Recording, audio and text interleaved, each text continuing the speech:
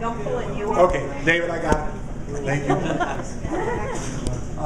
My wife told me if you speak fifth of 5, brevity is a virtue. So I'm going to try to practice that.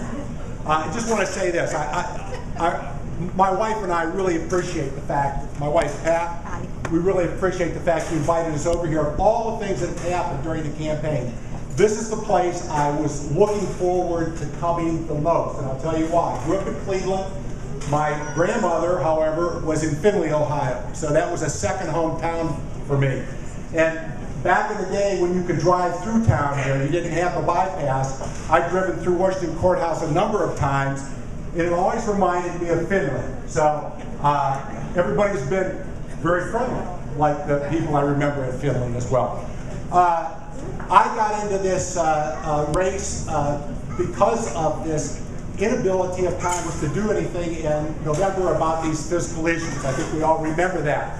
Others have talked about this. I feel that this is not that difficult of a problem. If you get people in the room that represent points of view, are willing to negotiate in good faith, and are willing to compromise. Now, I will say this.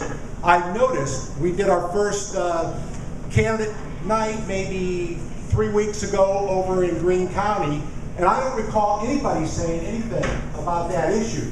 And I noticed that some of the candidates are now talking about it, and some of them have written about it, some of them in the voter's guide that was in the paper today. So that must mean that I'm either right or I'm very persuasive. All right?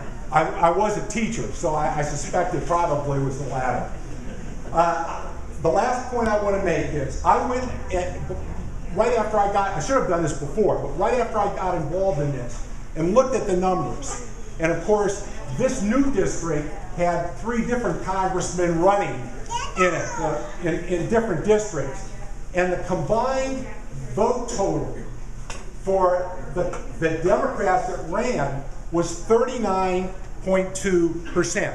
Now, you're not going to beat anybody with that number, and the only way you have a chance to beat Mike Turner is to take an issue to the heart of his constituents.